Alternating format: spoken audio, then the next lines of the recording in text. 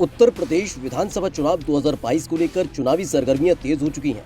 ऐसे में एक तरफ तो बीजेपी प्रभु श्री राम को लेकर अक्सर विपक्षी पार्टियों के निशाने पर आती रही है कि श्री राम के नाम पर बीजेपी हमेशा से राजनीति करती आ रही है, तो वहीं अब प्रदेश की राजनीति में AIMIM के चीफ असदुद्दीन ओवैसी भी अपने कैंडिडेट को चुनाव लड़ाने की तैयारी पूरी करते हुए प्रदेश के अलग अलग जिलों का दौरा कर मुस्लिम वोटरों को अपनी तरफ खींचने में लग गए हैं। राज्य में होने वाले विधानसभा चुनाव में कानून व्यवस्था और विकास के मुद्दे पीछे छूटते जा रहे हैं और अब्बाजान और तालिबान जैसे मुद्दे उत्तर प्रदेश में नए चुनावी मुद्दे के रूप में सामने आ रही हैं। राज्य के मुखिया योगी आदित्यनाथ ने कहा था कि 2017 से पहले अब्बाजान कहने वाले लोग गरीबों के लिए भेजा गया मुफ्त राशन खा जाते थे और भ्रष्टाचार में लिप्त होकर गरीबों के लिए सरकारी नौकरियों पर कब्जा कर लेते थे।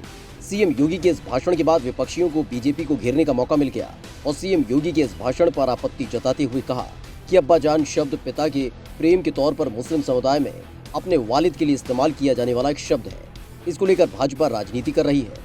हालांकि मुख्यमंत्री ने अपने भाषण में किसी विशेष पार्टी का नाम नहीं लिया था, लेकिन विपक्षियों का जरूर कहना है कि वो समाजवादी पार्टी का जिक्र कर रहे थे, क्योंकि उन्होंने पहले एक टीवी कार्यक्रम में समाजवादी पार्टी के अध्यक्ष मुलायम सिंह यादव को अब्बाजान कहा था। मुख्यमंत्री ने ये भी कहा कि अखिलेश यादव जैसे नेता पहले अपने मुस्लिम वोट बैंक को ठेस पहुंचाने के डर से मंदिरों में नहीं जाते थे, लेकिन अब वो मंदिरों में जाकर अपना मत्था टेकने लगे हैं।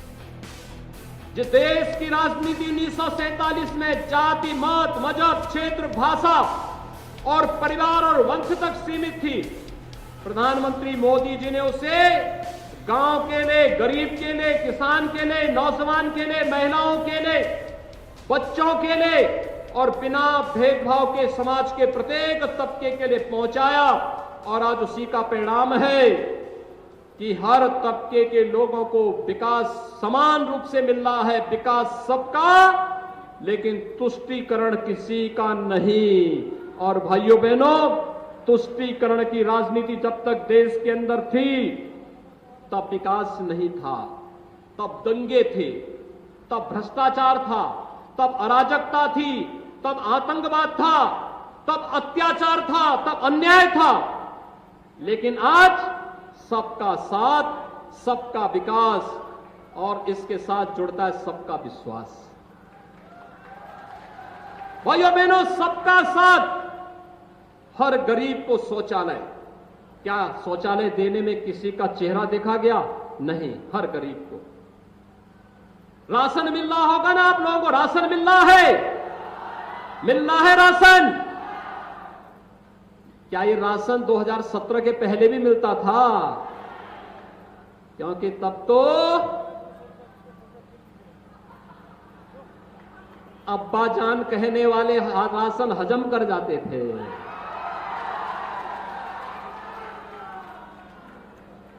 तब कुशीनगर का राशन नेपाल पहुंच जाता था, बांग्लादेश पहुंच जाता था। और आज कोई इन गरीबों का राशन निकलेगा तो राशन तो नहीं निकल पाएगा, लेकिन जेल जरूर चला जाएगा। प्रदेश में अभी अब्बाजान को लेकर राजनीतिक जंग चल रही थी कि अब चाचा जान की एंट्री हो चुकी है। भारतीय किसान यूनियन के राष्ट्रीय प्रवक्ता राकेश टिकैत ने हापुड़ में एक रैली के दौरान AIMIM प्रमुख असदुद्दीन ओवैसी को भारतीय जनता पार्टी का चाचा जान बताया। का सिस्टम निकल गया आज से।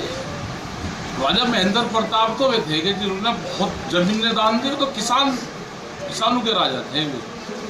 जाट का शब्द तो इन्होंने निकाल लिया अभी, और अब तो इनको कोई दिक्कत रही नहीं भाई बीजेपी वाले को। तो अब तो इनका जो ओवैसी है, इनका चचा जान आ गया है ना यहाँ, तो अब तो कोई दिक्कत इनको तो रही नहीं। अब भाई चचा जान इनका आ गया है उत्तर प्रदेश में, इनको जिता के लेके जाएगा वो, आ गया तो अब कहाँ इनको दिक्कत रह रही है।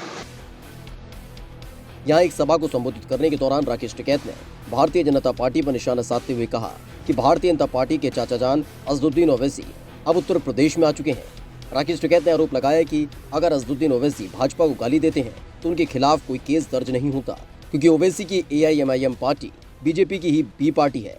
ब्यूरो रिपोर्ट, माई भारत।